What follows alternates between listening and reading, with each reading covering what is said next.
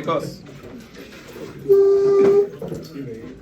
la urolitiasis, como el nombre lo dice, es la formación de litos o de alguna molécula inorgánica en el tracto urinario.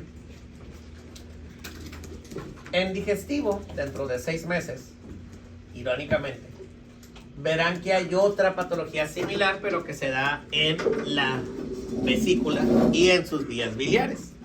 Colelitiasis, colegacolitiasis, etc. Entonces vamos a ver el primer paso. ¿Cómo se forman litos en la vía urinaria?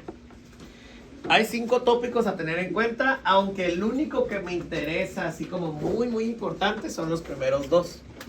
Lo del diagnóstico y tratamiento no tiene mucha ciencia, ahorita van a ver por qué. Y de complicaciones y prevención, eso sí me interesa, porque no solo vienen fármacos de función, sino porque viene una de las complicaciones del por qué sí hay que tratar a estos pacientes, y no nomás decir, sí, tiene una piedrita, no pasa nada. ¿Vale?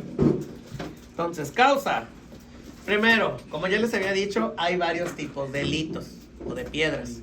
Hay mucho texto ahí, muchísimo, pero ya viene en orden y subrayado cada uno de los litos, siendo el primer lugar en los de calcio. No importa con qué esté combinado, el que esté hecho de calcio son el 70% de los litos. O sea, el lito más común que encontramos en vías urinarias son los de calcio.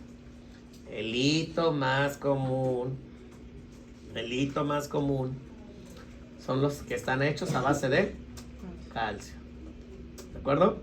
El grupo etario es hombres entre la tercera y cuarta década de la vida. Estamos hablando entre los 40 y 50 años aproximadamente. Sí, ya sé que dice tercera década, debe ser 30, pero no sé cómo funciona eso. Entre los 40 y 50 años. Ya sé que dice tercera y cuarta década de la vida, pero van como una década atrás, desconozco el por qué. No sé, nunca sé cómo funciona esto de... Está en la tercera década de la vida y realmente tiene 42. Y yo dije... No sé cómo funciona. Yo y la epidemiología nos llevamos mal. El segundo, miren qué curiosa palabras llegó ahí. Estrubita. O sea, los secundarios, infección. Después de los que están hechos a base de calcio, los de infección, estrubita, o como el nombre lo dice, astas de ciervo, ¿sí? Son el segundo tipo de lito más común. ¿Por qué? Pues porque son infecciones de repetición. Normalmente estos pacientes, que es común que aparezca ya sea en mujeres principalmente o en personas que utilizan sondas, es donde aparece más. ¿Por qué sondas? Porque ya lo vieron en la práctica de Kamen. Un error de usar mal un guante, de contaminar, ya infectaron al paciente. Entonces les va a tocar mucho escuchar que todos los pacientes que les ponen sonda en el general, en el seguro, sí, tome su antibiótico. Ya saben por qué, ¿verdad? No es porque, el doctor piensa en mí, es porque contaminaron al hacer el procedimiento.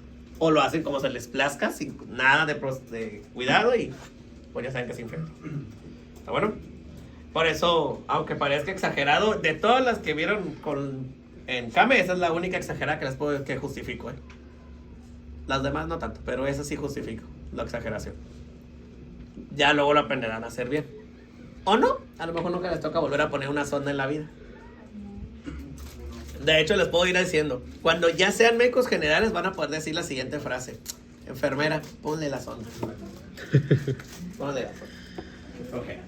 Ahora dirán, pero doctor, entonces ¿para qué nos enseñan?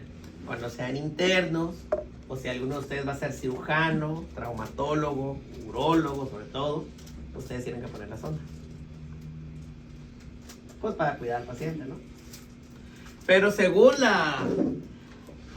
las guías de práctica clínica y las leyes que tiene el Seguro Social, dice que el personal indicado para poner la sonda es enfermería. Esa fue mi satisfacción mayor cuando llegué a mi primer trabajo. Y digo, doctor, llegó para poner sonda. Pues póngasela. Y me fui. Yo nomás estaba viviendo. Dije, no, pues lo contaminó. Tome, antibiótico. Hay otros, ácido úrico, creo que todos recuerdan los factores de riesgo de ácido úrico, ¿verdad? Todos tienen recuerdos de Vietnam de la famosa gota. Los mismos factores que vieron para gota, regresan de la muerte aquí. Sobre comer sobre purinas, mucha carne, mariscos, café. Ay, ¿quién fue quien dijo eso? Aunque también vieron en bioquímica una patología congénita de exceso de ácido úrico. Creo que se acordarán del Lesch-Nyhan. Ah, sí. La HGPRT, no sé qué. Pues ese también es factor de riesgo. ¿Sale? Porque aumenta la formación de ácido úrico. Y el menos frecuente es el de un aminoácido que se llama cistina. La cistina, igual esto tiene que ver un poquito más con la reabsorción de, pero pues nada más queda como dato curioso, nada más. ¿Está bueno? Entonces el más frecuente, calcio, y el que le sigue por infección, o sea, estrubita, y los de ácido úrico, solo recordar los factores de riesgo de gota. ¿Está bueno?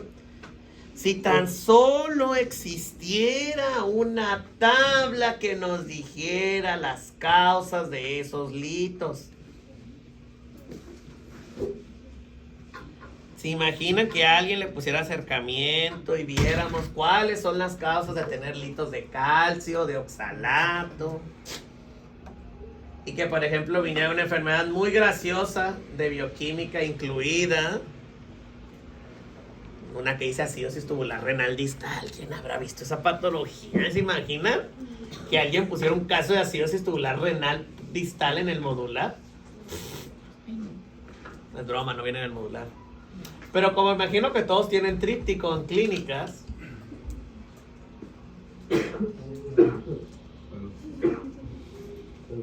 yo recordaría ese detalle. Que la acidosis tubular distal da litos de calcio. ¿Sale? Y bueno, ahí está. Cálculos de ácido úrico. Nuestra enfermedad favorita del día. Gota. Puede ser idiopático. Ay, miren qué curiosa palabra también apareció aquí. Para los que no les guste beber agua, espero recuerden de la próxima vez que les falte sus 2 litros de agua diario. O 1,5 litros por lo menos. Y ahí está. Lesch-Nyhan.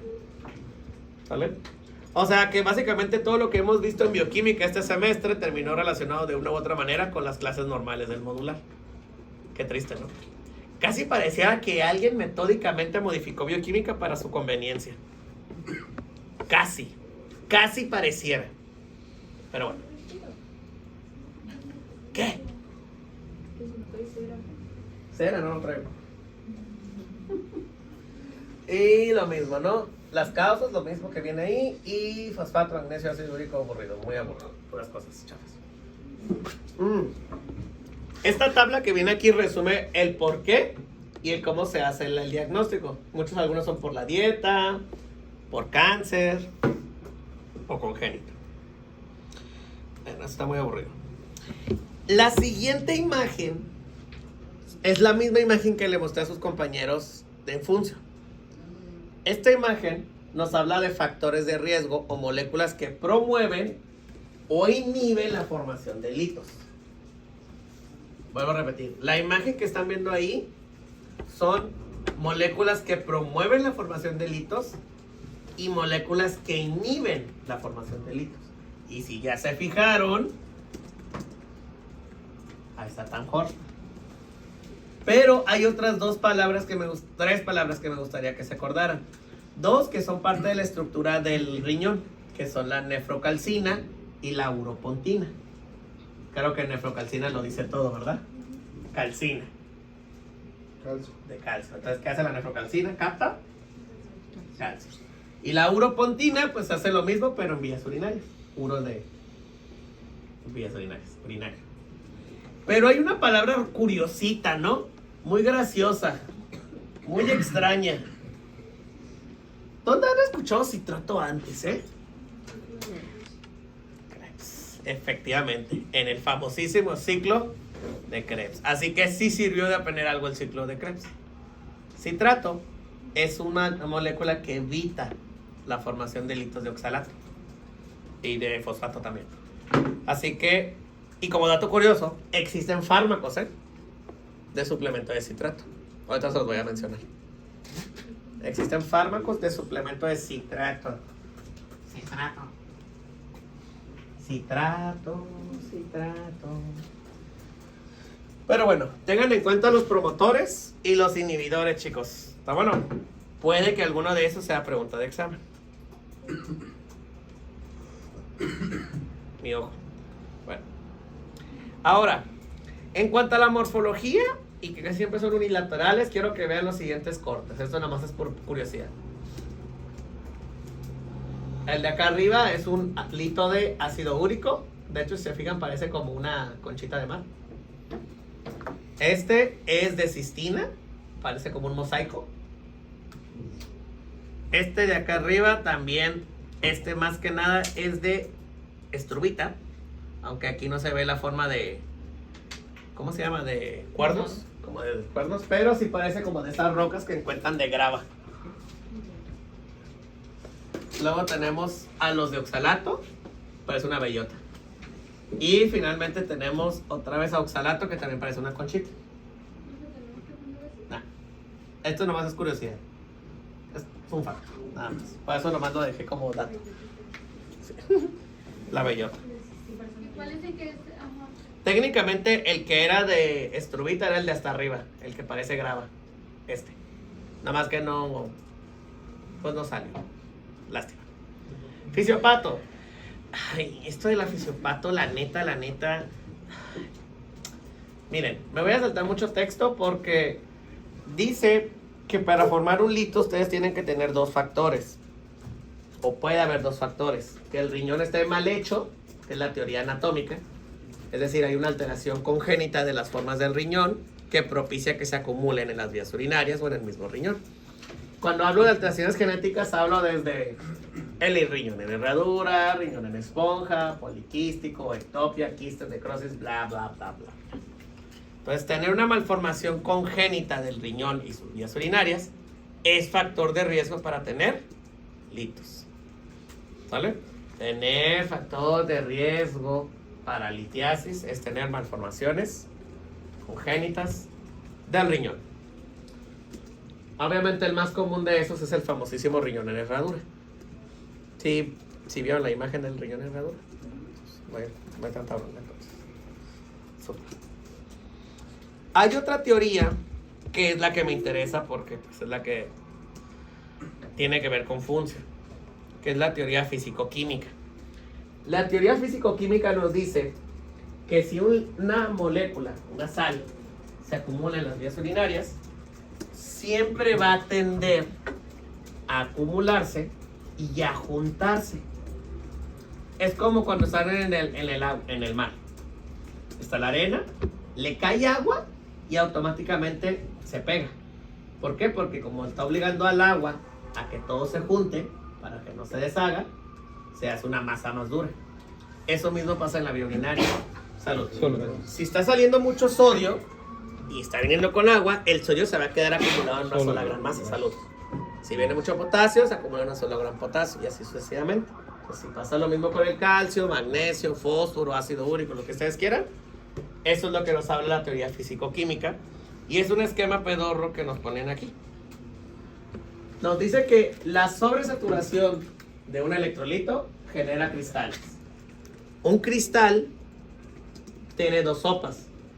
O se queda en la luz para ser expulsado o se pega al epitelio de la vía urinaria. Si se pega, tiene dos opciones. Ser comido, porque es muy chiquito, o empezar a proliferar la célula para taparlo. ¿Por qué? Porque está desgarrando el epitelio. Esa adhesión desgarra, inflama, y entonces tiene que proliferar células para que pueda desprenderlo y poderlo expulsar. Pero si se fijan, todo este proceso busca lo mismo, y es expulsar a ese cristal o esa sobresaturación. Porque la vía urinaria tiene otro nombre. También se llama vía excretora. Entonces, a la vía excretora no le interesa conservar nada. Tiene que todo desecharlo de una u otra manera. O sea, un lito es la falla de alguno de estos procesos. Casi siempre cuando está aquí, en estos dos puntos. Cuando creció demasiado, se pegó y no lo expulsa. ¿Sale? Pero vamos a ver el por qué. Bueno. Se me va el dedo. Se me va el dedo. Ah, Y bueno, ahí está un resumen de los factores de riesgo que pueden generar la cristalización, nucleación o sobresaturación de un lito. Está desde la dieta, las alteraciones anatómicas, el estado nutricional, ya vimos que la edad y el género afectan, alteraciones metabólicas como una acidosis tubular, puede darlo, una infección, hasta el clima es factor de riesgo. ¿Qué? Hay unos artículos, y el Robbins también lo menciona, que en climas calientes, exactamente, tienen más tendencia por la deshidratación. Se deshidratan, se concentran más los electrolitos. Así que vivir en la playa es factor de riesgo para litos. Y luego imagínense vivir en un lugar donde hay puros mariscos, más ácido úrico. Delicioso. También los veganos porque no pueden oxalato. Comer más oxalato también es factor de riesgo. Ser vegano, consumen más oxalato de lo normal y también es factor de riesgo para litos. Entonces imagínense ser ultra delgado y tener un lito de 15 milímetros. Qué mala suerte. Pero bueno, beber cerveza también es factor de riesgo. Cerveza, crea más purina, más ácido úrico. Ser fan del chocolate, factor de riesgo. No orinar, factor de riesgo. Ahora, las siguientes diapos, para no aburrirlos con esta parte de la clase, viene el porqué de cada una de las causas. Es mucho texto, lo resumí lo más breve posible, pero creo que no tiene sentido que les diga: ay, la hipercalciuria idiopática se debe a que hay una concentración anormal de la liberación de calcio por vía. Solo los títulos. Tener mucho calcio orinado. Tener hiperparatiroidismo. Acidosis tubular renal. Tener bajo citrato en orina. Tener mucho oxalato en orina. Y tener mucho ácido úrico en orina. Todos estos 6 factores son los que generan los litos de calcio. Cualquiera de esos 6 factores generan litos de calcio. Cualquiera de esos 6 factores generan litos de calcio. O sea, todos esos 6 son factores de riesgo. Causas, ¿no? Como quieran llamarlo. ¿Está bueno? Cuidado con la palabra que dice aquí, ¿eh? Dice citraturia, oxaluria y oricosuria. O sea, que estén en orina, ¿eh? No están hablando aquí de la cuestión plasmática. Hablan de la cuestión urinaria. ¿Está bueno? Bueno, ya lo dije. Fue muy aburrido. Ya. Entonces creo que ya todos saben que es una acidosis tubular y que es un síndrome de Fanconi. Ya son fans de eso. Ya están listos para mañana. ¿Sí vieron que es el síndrome de Fanconi, no? Sí. Acidosis tubular proximal. Secundario a una enfermedad genética. Raquitismo. ¿No? En su presentación. Bueno, mi presentación, pero no lo veo con el químico. No se preocupen, entonces no viene. No les voy a preguntar qué es un síndrome de Fanconi. Pues es como una acidosis tubular proximal, pero tiene una enfermedad sistémica de base. O una afectación sistémica de base. Pero es una acidosis tubular proximal, o sea, la tipo 2. ¿Sale? Bueno. Ya saben, eso sí saben que es el hiperparatiroidismo, ¿verdad? Mucho PTH, lo del calcio. Vale. Les presento los alimentos con mayor cantidad de oxalato. Hay 3 alimentos comunes que son los de rojo: espinacas, acelgas y el cacao. Y entre menos con azúcar tenga, más oxalato tiene. O sea que el chocolate oscuro o 90% cacao es factor de riesgo para litos. Comer muchas espinacas, o sea, creo que la mayoría se prepara el famoso jugo verde y le pone espinacas como si no hubiera un mañana, es factor de riesgo para litos. Y las acelgas, a lo mejor así no se ven tan chidas, pero bueno. Ahora sí, ¿quieren ver cómo se ve un litro de calcio? Así se ve, miren, como las gemas del infinito. Miren qué bonito se ve. Parece como un moco de la mole, más o menos. Bueno. Cistina. Ay, cistina. Es raro. Es porque exceso de cistina. Y así se ve en microscopio. un hexágono. Sepan los hexágonos, De la primaria. Sí. la primaria. Entonces los de cistina tienen formas de hexágono. Pero así se ven acumulados realmente. ¿No parece un hexágono? Ya no parece hexágono, ¿no? Claro. ¿Quién? Nada más es una curiosidad, está chido. Ahora, miren el de ácido úrico y el de estrubita otra vez. El de ácido úrico me fascina, miren. Está bien bonito. No. Pero nunca dije en qué parcial. Pero es que confío. Confío. Sí, pero los dibujos salen muy feos. Qué buena fiesta. Ahora, aquí está el dichoso figura de disque estrubita. Yo no le veo nada de estrubita, o sea, de las astas que dijimos. Más bien parecen como... Hershey's de esos chiquitos. sí, o como el techito de una casa. Un anillo de compromiso o el techo de una casa. Las formas se ven buenas. No. ¿Cuántos cálculos son? En el parcial tampoco. Yo dije que no venía en el parcial. No, perdón, me equivoqué. Yo dije que no va a venir en el modular. ¿Eso no viene en el modular? Pero en el parcial sí.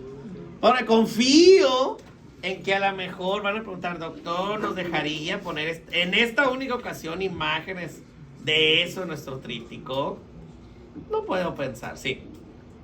¿Pero de qué? ¿De los cálculos? Solo de la forma del hito. Solamente la forma del hito. Pero la forma del hito así. Sí. Y en el de ácido úrico, por ejemplo, sí. Pues no ocupa, ese no pasa nada. Por descarte. Pues descarte, es descarte. Ahora, chicos, sí hay algo que me gustaría que les dije hace rato. ¿Y se acuerdan que les dije que tienen que aprenderse qué electrolitos forman al de estrubita y a su primo hermano malévolo, el de carbapatita? Ambos son secundarios a infecciones. Ambos son secundarios a infecciones. Pero el más común es el de estrubita. ¿Sale? El listado innecesariamente largo que estaba acá, todo esto, son las bacterias que suelen dar estos litros de estrubita. Obviamente ya sé que son muchísimas, ya lo sé. Pero supongo que aprenderse Staphylococcus aureus, Epidermidis, Klebsiella, Enterobacter, Proteus, Ureoplasma. Vuelvo a repetir. Staphylococcus aureus, Streptococcus epidermidis, Klebsiella, Enterobacter, Proteus, Ureoplasma. Ya sé que sonará, doctor, ¿y por qué no sabemos que aprender estas bacterias? Porque esta es su nuevo divertida palabra favorita cuando lleguen a cuarto. En micro van a empezarse a aprender estas divertidas bacterias con nombres graciosos. Para que cuando lleguen a micro 2 ya les pueda preguntar esto de manera obsesiva compulsiva. Suena divertido. ¿Cuál dijo, doctor? Va de nuevo. Staphylococcus aureus, Streptococcus epidermidis, que son los dos primeros de arriba. Luego mencioné Klebsiella. Luego Enterobacter. Luego Proteus. Y finalmente Ureaplasma, que es el último.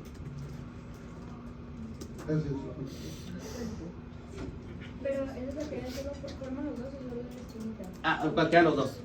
Cualquiera de los dos. Obviamente por tendencia es más el de estrubita. Por tendencia. A lo mejor, ¿qué está hecho? ¿En el modular?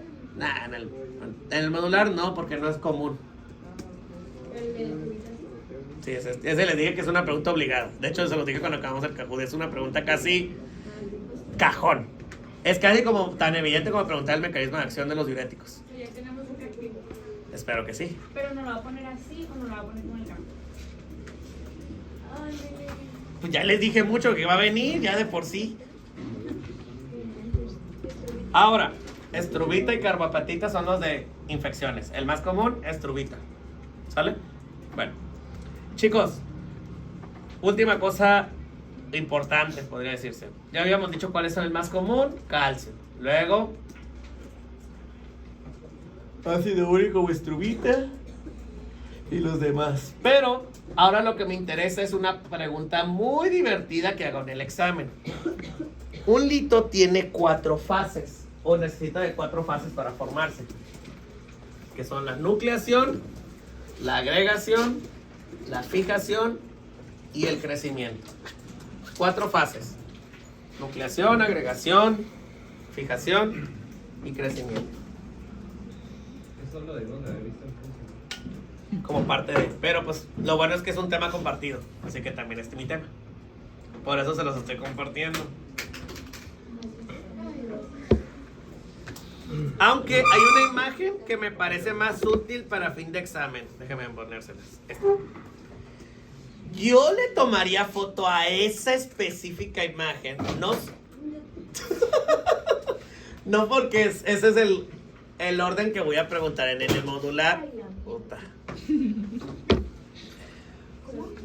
No solo porque ese es el orden que voy a preguntar en el modular, guiño guiño, sino porque en esta imagen que está aquí, estas palabras son los inhibidores de cada fase. Esa sí es una pregunta como curiosa. Es decir, ¿cuál de las siguientes moléculas inhibe la agregación de los cristales? Y puede ser tanforfal, esta palabra que no se entiende, citrato. ¿Cuál de las siguientes moléculas puede inhibir la germinación, que es lo mismo que la nucleación? Citrato, magnesio, el pH.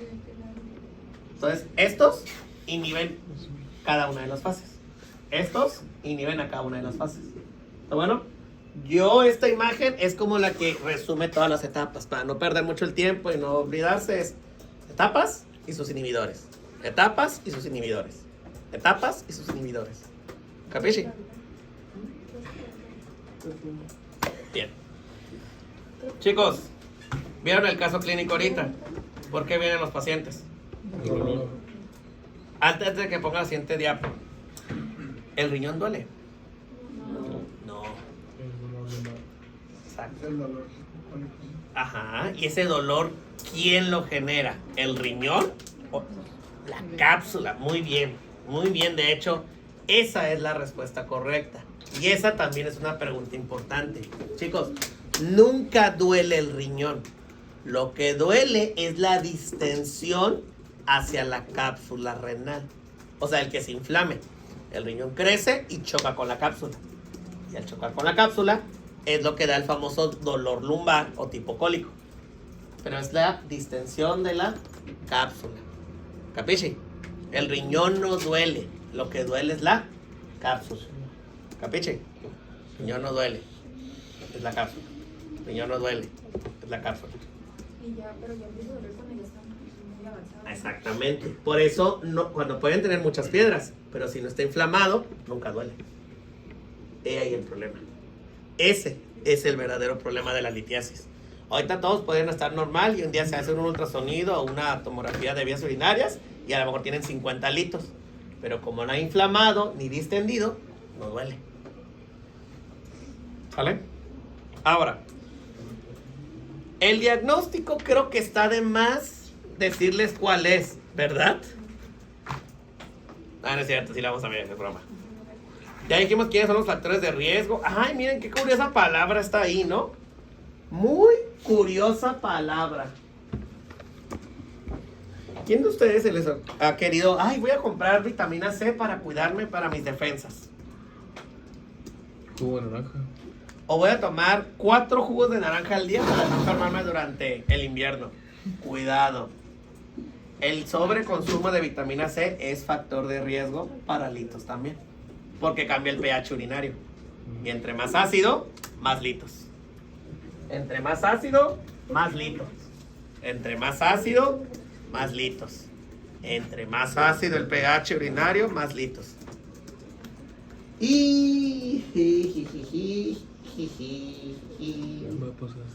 Uno de los datitos que sí se ignora mucho diciendo en las cirugías bariátricas, pero mucho, se ignora y no lo mencionan, es que al tener un bypass gástrico no logran, o más bien ayudan a que el oxalato no se deshaga para que no se absorba de más. Al no tener exceso de ácidos, el oxalato se mantiene y es más fácil de absorber. Entonces, tener una manga, un bypass, una cirugía bariátrica, aumenta la presión de oxalato y por ende el riesgo de litos. Entonces, imagínense, me operé por una cosa y me van a terminar operando por otra más. Pero, ¿ustedes creen que eso les van a decir cuando se vayan a hacer la manga? ¿O el bypass? Perderían el negocio. Y hipertensión. Bien chafa. Bueno, ahí están los factores de riesgo por enfermedad, por si lo quieren tener en cuenta, pero pues X, ¿no? Chicos, el diagnóstico se hace, y esto sí es importante que se queden, es el mismo que vamos a tener para infección de vías urinarias. Es decir, buscamos la clínica, pedimos su examen de orina feliz y su dichoso urocultivo, pero sobre todo tenemos que pedir o tenemos que comprobar dónde está el lito. Entonces, dejando de lado la clínica, dejando de lado el examen de orina y su urocultivo, hay que pedirle estudios de imagen. ¿Qué estudios de imagen? Bueno, voy a saltarme todo esto. Ya dijimos lo del cólico. Nomás como dato, antes de que hable de estos, quiero que vean cuáles son las características del dolor tipo cólico. Porque a lo mejor más de uno ha sentido que cree que tiene un dolor tipo cólico, lumbar. Y ese dolor, si se fijan, es cólico, es lumbar, es unilateral y se debe de irradiar. Más o menos de la siguiente manera. Como si fuera una banda. Es que me duele aquí bien mucho y se me va para acá. Si dice eso el paciente o ustedes lo han sentido, cuidado. Es cólico renal, probablemente por lito. O sea, no están tomando suficiente agua o ya sobrepasaron el consumo de fosfatos del día. O de ácido úrico. Está bueno. Dije fosfatos para acordarse que otro factor de riesgo es consumir mucho fosfato, como la Coca-Cola. Para que sepan. Bueno, clínica. Ya. Chicos, otro punto interesante. Hay 3 localizaciones de estrechamientos ureterales del uretero, que ahí les dice cuáles son. El primer estrechamiento está en la unión pielo-ureteral, o sea, entre el riñón y el uretero. El segundo estrechamiento es el cruce de los vasos ilíacos, o ilíaco, simplemente. Y el tercer estrechamiento es el uretero intraluminal, o el que ya se acerca a la entrada de la vejiga. Nunca se sabe cuándo necesitamos aprendernos los estrechamientos del uretero para una pregunta curiosita de morfo. Nunca se sabe.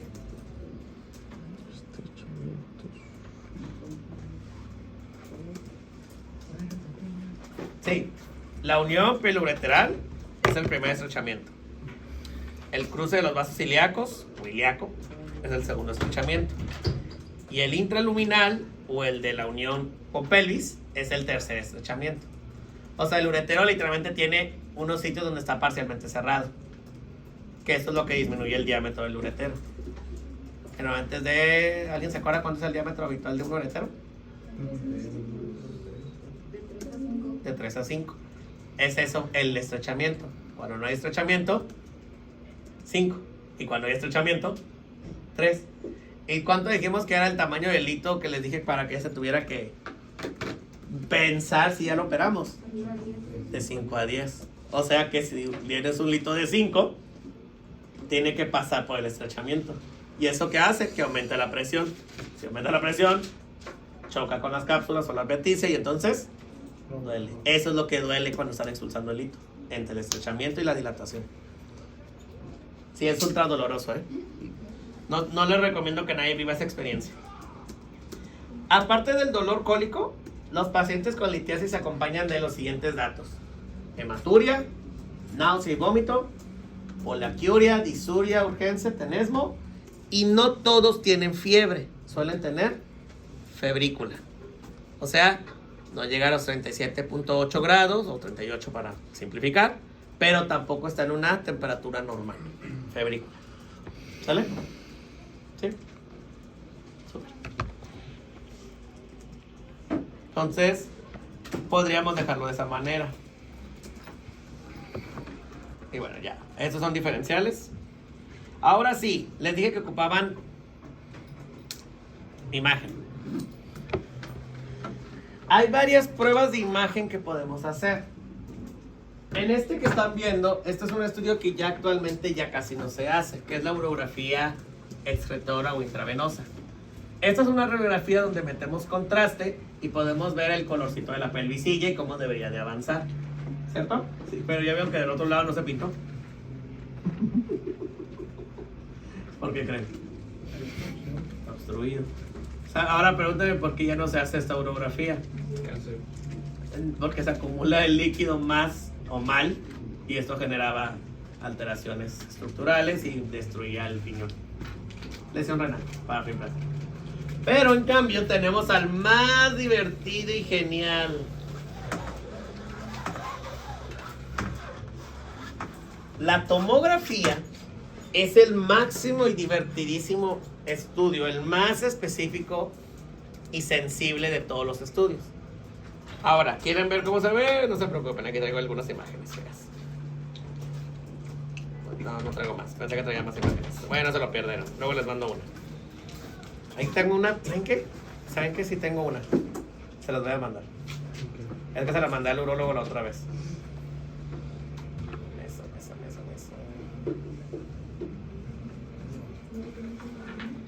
Ay, no puede ser, nomás le mandé la imagen. ¿Usted por qué no tiene vesícula? Porque comía muchas grasas. Y tomaba mucho café. Y dormía 2 horas. Y odio el sabor del agua. ¿Y usted decidió sacárselo o fue de...? No, porque casi me muero. Literalmente. Casi me da peritonitis. Lo que dijo, o sea, parece broma, pero mi hermano sí hizo eso. ¿Ves? Le detectaron una piedra y dijo, quítamela. Pero es que no había traído dolor, no me importa, quítamela ya. Tan mal no estaba lo que dijo Bruno, es válido. Y de hecho, a eso es a lo que quería ir.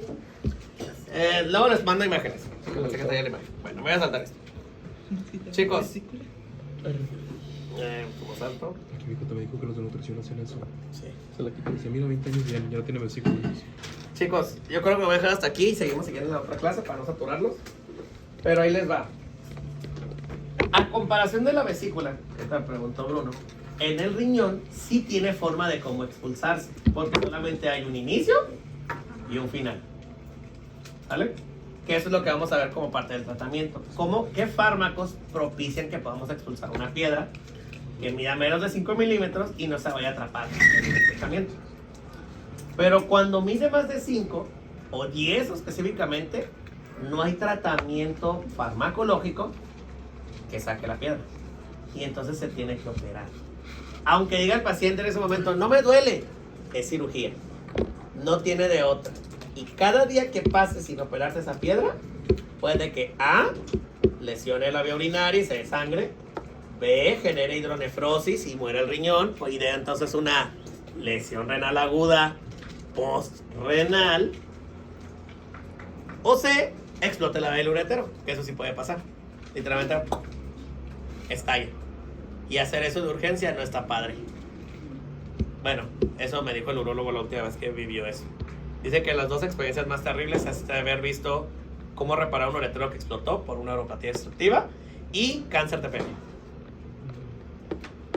No está padre. Eso sí les puedo decir que la única imagen que vi, así me quedé.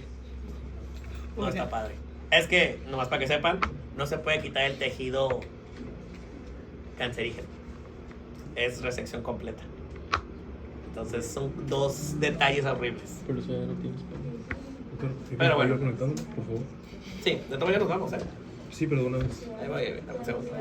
O sea, no. O sea, eso lo voy a dejar cargando. Eso lo voy a dejar cargando. Grupo más ansias. Les voy a ir dejando esa frase de ahí para que la próxima clase seguimos hablando de los fármacos y ver el último tema feliz, que es infección de vías urinarias. Gracias, doctor. ¿Sale? Estamos probando, Bruno. Con infección de vías urinarias no es normal que salga hematuria. No necesariamente. También, eso lo vamos a hablar también la próxima clase, porque también puede ser sangrado menstrual. Y a veces se confunde. Ah, no, ya está. Entonces, bueno,